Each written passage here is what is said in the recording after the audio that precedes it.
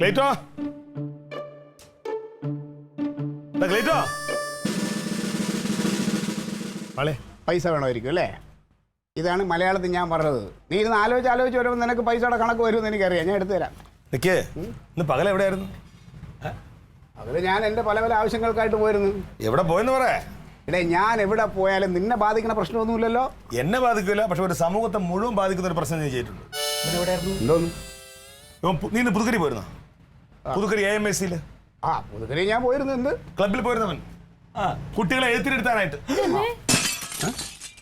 അയ്യോ, ഇവനെഴുത്തിനെടുത്ത്. എന്റെ ദൈവമേ, ആ പിള്ളേരുടെ ഗതി എന്താവും? എന്തൊന്നും ഒന്നും ആവൂല. ഞാൻ കർത്താവിനെ പ്രാർത്ഥിച്ചുകൊണ്ട് തന്നെ ആ പിള്ളേരുടെ നാവില് ഹരിശ്രീ എഴുതിയത്. എടാ, ഈ കൊച്ചുങ്ങളെ എഴുത്തിനെടുത്തുക എന്ന് പറഞ്ഞാൽ അത് അറിവും വിവരമുള്ള സാംസ്കാരിക നായകന്മാരാണ് ചെയ്യാ. ഈ ഒരു ബോധമില്ലാത്ത നീ അതൊക്കെ എഴുതിയ കുട്ടികൾ എന്താ ചെയ്യാ? അമ്മാവാ, ഇപ്പൊ എവിടെ ഇരിക്കുന്ന സാംസ്കാരിക നായകന്മാര്? ഉള്ളതൊക്കെ പോയി. ഇനി ആകെപ്പാടെ 2-3 ഉണ്ട്. അവർക്കൊക്കെ തിരക്ക്. അത് കഴിഞ്ഞാൽ പിന്നെ യോഗ്യതയുള്ളത് എന്നെ പോലുള്ളവരാ. അപ്പൊ അവര് വിളിച്ചു, ഞാൻ കുട്ടികളെ എഴുതിച്ചു. അത്രേ ഉള്ളൂ. എടാ, ആദ്യം നിന്റെ തലവര എഴുത്ത് നന്നാവണ്ടേ? അതില്ലാത്ത നീ കുട്ടികളെ എഴുതിയിട്ട് എന്താ കാര്യം? അതെ. ഇത് ഞാൻ ആദ്യമായിട്ടല്ല കുട്ടികളെ എഴുതിക്കുന്നത്. കഴിഞ്ഞ വർഷവും ഞാൻ എഴുതി.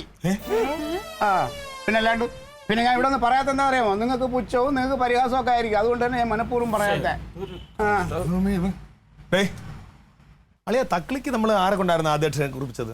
അത് നമ്മുടെ MLA വിളിച്ചു പറഞ്ഞു, സുഗതകുമാരി ടീച്ചറിനെ കൊണ്ട് എഴുതിച്ചേ. എന്താ കാര്യം? എന്താ കാര്യമൊന്നും അളിയ, ടീച്ചറൊക്കെ ആരാ? വലിയ ആളുകളാ. അപ്പൊ സ്വന്തം മോക്ക് എഴുത്തിനായിട്ട് വലിയ ആൾക്കാർ വേണം. പാവപ്പെട്ടമാര് അല്ലെങ്കിൽ സാധാരണക്കാരുടെ ആൾക്കാർക്ക് എഴുതാനായിട്ട് ഇവനെ പോലുള്ളവന്മാര്.